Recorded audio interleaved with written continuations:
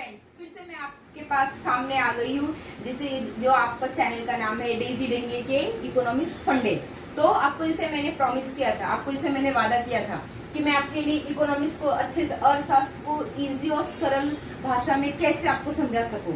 तो पहला चैप्टर हमारा, जिससे कि सब सिलेबस आपको चेंज हो गए हैं, सब बदल गया है, तो डरने की कोई जरूरत नहीं, क्योंकि जो हम लोगों ने पहले पढ़ा है वैसे इसमें 2-3 चैप्टर चेंज हुए, पूरे चैप्टर चेंज नहीं हुए। तो प्लीज बच्चों, आपको डरने की कोई जरूरत नहीं है कि हाँ कैसे चेंज हो गया, क्या आएगा, कितना हार्ड होगा। नो, क्योंकि हमारा जो भी सिलेबस चेंज होता है वो हमारे लिए होता है। जैसे कि जनसंख्या बढ़ रही, तो कुछ कुछ गवर्नमेंट क्या करते, चेंजेस करते, इसीलिए हम पुराने में रहेंगे तो हम आगे कैसे बढ़ेंगे। इसीलिए जो भी चेंजेस हुआ है उसको आप एक्सेप्ट करो और आगे बढ़ने की कोशिश करो। तो फर्स्ट चैप्टर हमारा जो इकोनॉमिक्स में है, जो अर्थशास्त्र में है, उसको बोलते हैं माइक्रो एंड माइक्रो इकोनॉमिक्स।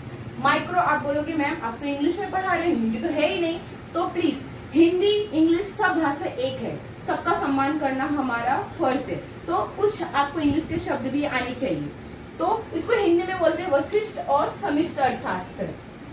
तो वशिष्ठ और समिष्ट अर्थशास्त्र ये 2 ब्रांच है इको के, जो हमारे लिए समझना बहुत जरूरी है। हम इको पढ़ रहे हैं तो उसके लिए वशिष्ठ और समिष्ट अर्थशास्त्र समझना हमारे लिए बहुत ही इम्पोर्टेंट है। तो पहले क्या होता है आपकी लाइफ में, देखो पहले होता है परिचय। परिचय मीन्स क्या, इंट्रोडक्शन। आप कहीं जाते हो तो आप लोग को पहले क्या पूछते हैं, व्हाट इज योर नेम, आपका नाम क्या है, आपका परिचय दीजिए। तो आप पहले बोलते ना हाँ मेरा नाम ये है एंड सो है। तो इसके लिए इको क्या होता है उसका हम लोग पहले कुछ समझेंगे, उसका परिचय देंगे।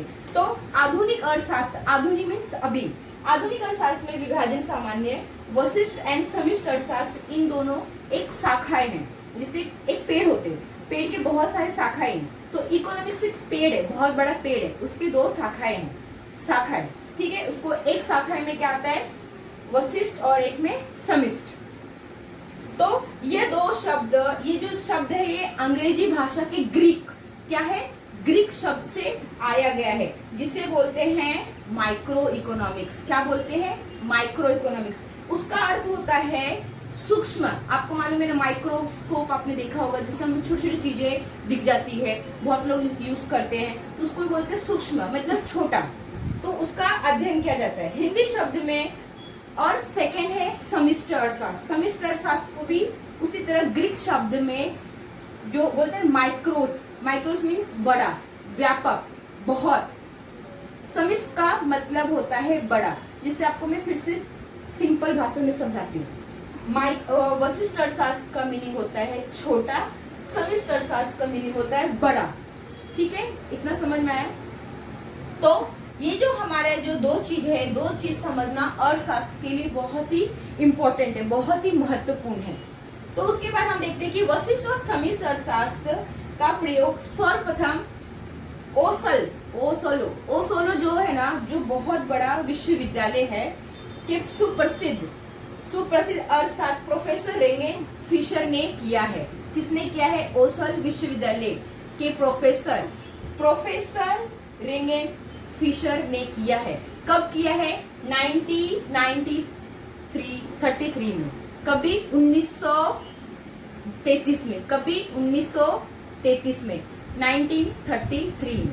ओके, अभी आप लोगों को समझना चाहिए कि अभी वशिष्ठ अर्थशास्त्र क्या होता है, जिसको मैंने आपको अच्छी तरह से मैंने लिख के रखा है। वशिष्ठ अर्थशास्त्र मीन्स होता है छोटा या सूक्ष्म, जिससे हम छोटा या सूक्ष्म, इसके अंदर जो रहता है वो घटक, जैसे कि व्यक्तिगत इकाई, फार्मर इकाई, परिवार, एक उत्पादक, एक उद्योग अथवा विशिष्ट वस्तु का अध्ययन। अध्ययन मीन्स स्टडी, हम किसी चीज का अध्ययन कैसे करते हैं, तो उसमें दिया हुआ है। पहले क्या लेकर, आप ध्यान से सुनिए। वशिष्ठ अर्थशास्त्र में छोटी इकाई को अध्ययन किया जाता है, जैसे कि सूक्ष्म, जैसे कि व्यक्तिगत, एक व्यक्ति, एक परिवार, एक उत्पादक, एक फार्मर, एक उद्योग और किसी विशिष्ट वस्तु का अध्ययन, उसे ही हम विशिष्ट अर्थशास्त्र कहते हैं। आप लोगों को इतना मालूम पड़ गया है कि हम कभी भी नोट्स लिखते हैं तो हमें पहले उसका परिचय देना चाहिए, उसके बाद एक परिभाषा मीन्स डेफिनेशन,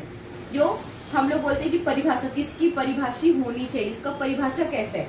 तो यहाँ पे दिया हुआ है इजी वे में, मैरिज डॉग मैरिज डॉग ने क्या बोला है, वशिष्ठ अर्थशास्त्र का आशय अर्थव्यवस्था के सूक्ष्म दर्शक अध्ययन से है। मतलब सूक्ष्म दर्शक अध्ययन से है, जो कि छोटा, उसी को ही वशिष्ठ अर्थशास्त्र कहते हैं। अभी आप लोगों को इतना कुछ समझ में आया है, तो हम आगे फिर से बढ़ते हैं। अभी हमने यहाँ पे लिखा हुआ है, आपका परिचय हो गया, आपका अर्थ हो गया, अभी आपको क्षेत्र, स्कोप मीन क्षेत्र कौन कौन से हैं। तो इसके अंदर 3 क्षेत्र होते हैं। कितने होते हैं? 3। तो पहला होता है वस्तु एवं सेवा की कीमत निर्धारण। क्या होता है? वस्तु एवं सेवा की कीमत का निर्धारण। सेकेंड होता है उत्पादन साधन की कीमत का निर्धारण। फिर थर्ड होता है आर्थिक कल्याण। आप लोगों को जो 3 क्षेत्र बता रही थी, उसमें से हमारे 3 क्षेत्र हो गए। तो फर्स्ट कौन सा था, फिर से मैं आपको एक रिवाइज करा देती हूँ। तो वस्तु एवं सेवा के कीमत निर्धारण का सिद्धांत। सेकेंड था उत्पादक साधनों के कीमत का निर्धारण।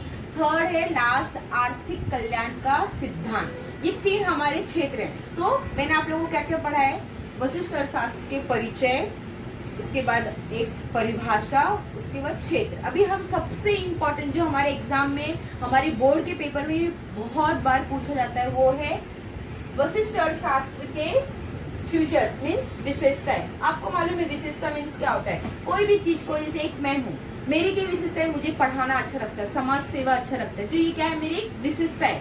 तो जो हम पढ़ रहे हो टॉपिक के भी 8 या 9 जो विशेषता है, उसको हम लोगों को समझना बहुत ही इम्पोर्टेंट है, क्योंकि अगर हम इसको नहीं समझेंगे तो आप एग्जाम में क्या लिखोगे। तो फर्स्ट क्या है? देखो, व्यक्तिगत इकाई का अध्ययन। व्यक्तिगत, अभी भी आपने देखा, मैं स्टार्टिंग से आपको बता रही हूँ, शुरुआत से बता रही हूँ कि ये जो वशिष्ठ अर्थशास्त्र है, जो माइक्रो इकोनॉमिक्स है, इसको क्या बोलते हैं?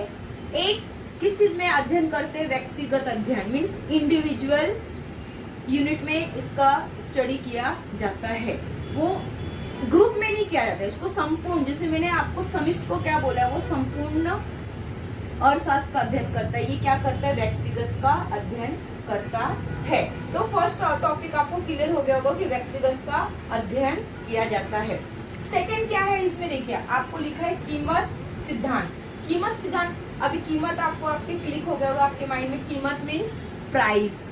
ये जो हम किसी चीज की कीमत, कितनी कीमत है, हमारी जो हमारी थिंकिंग में आती है कि वो चीज हमें बहुत पसंद आए, तो उसकी कीमत क्या है? तो यहाँ पे लिखा है वशिष्ठ अर्थशास्त्र को कीमत सिद्धांत भी कहा जाता है। अभी आपने देखा कि सेकंड को क्या कहते हैं? इसी को कीमत सिद्धांत भी कहते हैं, जो वशिष्ठ अर्थशास्त्र में बहुत ही महत्वपूर्ण होता है, क्योंकि इसका प्राथमिक संबंध वस्तु एवं सेवा से होता है। हम कुछ सामान लेंगे, लाइक आपको कुछ मार्केट में जा रहे हो, आपको ये वस्तु, मतलब ये चीज आपको पसंद आई, तो आप पहले क्या पूछते हो? कितना प्राइस है अंकल, ये कितने का है ये?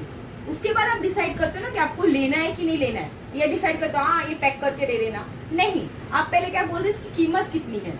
अगर वो आपकी कीमत में, जैसे आपके पास जितना पैसा हो उसमें बैठ रहा है, तो आप क्या बोलोगे? हाँ अंकल इसको पैक कर दीजिए। ओके, ठीक है।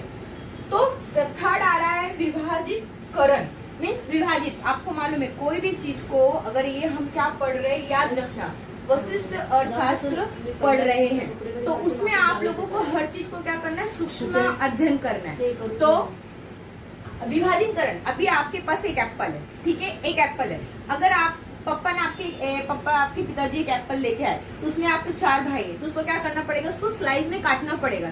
एक को देंगे तो दूसरा नाराज हो जाएगा, तो उसको क्या करना है? 4 भागों में बांटना पड़ेगा। तो उसको क्या बोलते हैं? विभाजनकरण किया एक चीज को। उससे क्या होगा? आप चारों खा लेंगे और आप 4 भी खुश हो जाएंगे। तो वशिष्ठ अर्थशास्त्र में कभी भी छोटी छोटी इकाइयों का ही अध्ययन किया जाता है। ओके, फिर फोर्थ है आंशिक संतुलन। आंशिक मीन्स भी उसका जो मीनिंग होता है सूक्ष्म होता है। आंशिक मीन्स उसका जो अध्ययन किया जाता है ना, उसमें भी वशिष्ठ अर्थशास्त्र के जैसे सेम एक व्यक्ति, एक परिवार, एक फार्मर, एक उत्पादक, और यही चीज फिर से इसमें रिपीट किया जाता है।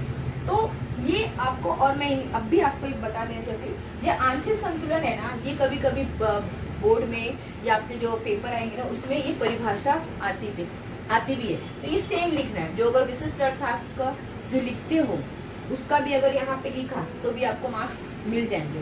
फिर आपको आता है 6 वाला सूक्ष्म दर्शक अध्ययन। अभी आपने देखा स्टार्टिंग से मैं बता रही हूँ कि वशिष्ठ मीन्स सूक्ष्म, छोटा। तो आपको भी यहाँ पे यही चीज आ गया कि हमें छोटे चीजों से उसका अध्ययन करना पड़ता है, जो कि हमारे जो पूरी अर्थव्यवस्था का अध्ययन नहीं करना है। पहले हम छोटे चीजों से अध्ययन करके फिर हम बढ़े। जैसे आपको लाइक एक एग्जांपल देती हूँ, जब हम पढ़ते हैं पहले आप समझते हो फिर दूसरे को समझाते हो ना। तो वशिष्ठ में क्या लिखा है, पहले वो खुद का अध्ययन करेगा, कितने 10 पब्लिक का, 10 जनों का अध्ययन करते हैं, उसके बाद ही वो संपूर्ण जन का अध्ययन कर सकता है। उसकी कैपेबिलिटी मतलब उसकी कितनी क्षमता है। ओके, फिर एक आता है सीमांत नियमों का उपयोग। सीमांत बहुत ही इंपॉर्टेंट है। सीमांत में मार्जिन, आपका कितना मार्जिन है कि ये सीमांत इतना ही होना चाहिए। जो हमारी एक आपको मैं रीड करके दिखाती हूँ, आपके टेक्स्ट बुक में क्या दिया रहता है। आर्थिक वशिष्ठ अर्थशास्त्र में उपकरण के रूप में सीमांत नियम का प्रयोग किया जाता है। ये अतिरिक्त इकाई के कारण कुल मात्रा में होने वाले परिवर्तन को सीमांत कहते हैं। मीन्स कुल मात्रा में जितना जो भी चीज हमारे पास है उसमें क्या क्या परिवर्तन हो रहा है उसको हम लोग क्या करेंगे, सीमांत नियम का प्रयोग करके उसको हम लोग अध्ययन कर सकते हैं। फिर लिखा है बाजार संरचना का विश्लेषण। अभी बाजार आप लोगों को सबको मालूम है, आप घर के बाजू में सामान नहीं लेते, आप लोग कहाँ जाते, जैसे कि आपके कॉलेज के आजू बाजू कोई भी मार्केट होगा तो आप बोलते चलो आज मार्केट जाएंगे, तो वहाँ पे बहुत सारी दुकानें होती है।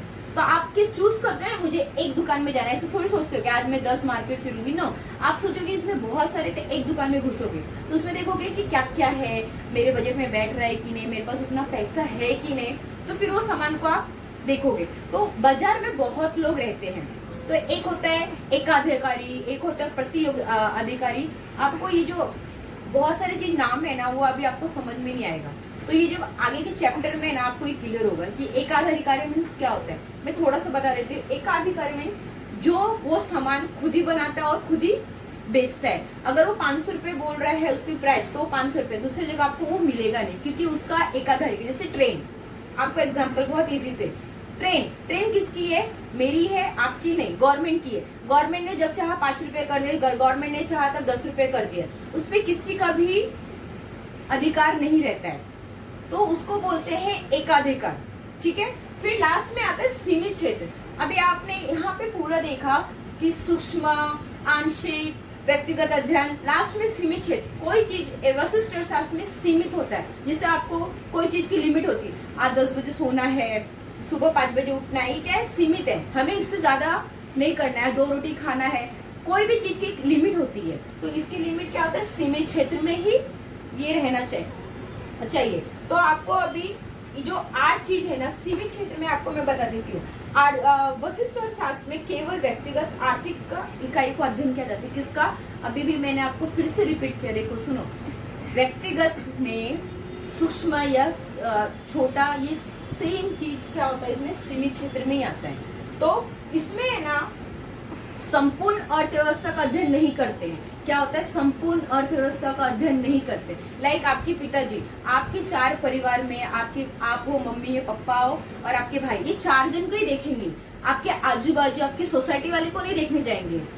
ठीक है, उसको बोलते सीमित। आपके मम्मी पापा आपको और आपके भाई को, ये जो भी आपके फैमिली वाले को देखेंगे। ठीक है, इसमें लिखा है अगर है ना वहाँ पे सीमित, मतलब और भी आपको थोड़ा सा समझाती हूँ। जैसे कि अगर मंदी आ गई, आप लोगों को पता है कभी बजट पास होता है, कभी है ना बेरोजगारी आ जाती है, कभी है ना बहुत कुछ होता है, तो वो विशिष्ट अर्थशास्त्र में अध्ययन नहीं किया जाता है, वो समिष्ट में होता है। क्योंकि मंदी हमारे लिए नहीं, सबके लिए आती है। बजट हमारे लिए पास नहीं करते, सबके लिए पास करते हैं। ठीक है, तो ये 7 जो 8 पॉइंट है ना, ये हमारे विशेषता के लिए बहुत ही महत्वपूर्ण है। तो हमें एग्जाम में ये क्वेश्चन आता ही है, आपको मैं एटलीस्ट 80% बता देती हूँ कि ये आपको एग्जाम में आएगा ही। तो आपको कैसे लिखना है, एक तरीका होता है एग्जाम में लिखने का, जिससे आपको अच्छा मार्क्स मिल सके। तो आप अगर आ गया कि विशेषताएं लिखिए वशिष्ठ अर्थशास्त्र की, तो आप पहले लिखोगे परिचय, जो मैंने आपको बताया उसका परिचय दो कि इसमें ये इसका अध्ययन किया जाता है, माइक्रो इकोनॉमिक्स में क्या क्या अध्ययन किया जाता है। उसके बाद एक परिभाषा बहुत, किसी राइटर का नाम या किसी लेखक का नाम की एक परिभाषा। उसके बाद आप डायरेक्ट ये विशेषताएं लिखने के लिए स्टार्ट कर दिए। तो ये 8 विशेषता आपको लिखना बहुत जरूरी है। तो अगर मेरा आपको ये चीज समझ में आया तो प्लीज, तो मेरे लिए बहुत ही महत्वपूर्ण है, क्योंकि मैं वीडियो नहीं बना रही हूँ, आपको समझना चाहिए इसीलिए, क्योंकि हमारे जो भी यूट्यूब में हम आप भी हमारे जो लेक्चर लेते हैं 40 मिनट्स में, उसमें चला जाता है, तो हमें नेक्स्ट हमने अगर रिकॉर्डिंग किया तो फिर भी समझ में नहीं आता है। तो ये मैं आपको लाइव में समझाने का बहुत प्रयत्न है कि आपको ये इसको सुनो, नहीं समझ में आ रहा है तो प्लीज इसको दोबारा देखिए, पर आपको समझ में आएगा और आपको पसंद आया, मैं सेकेंड वीडियो फिर से आपके लिए बना सकूँ। Thank you.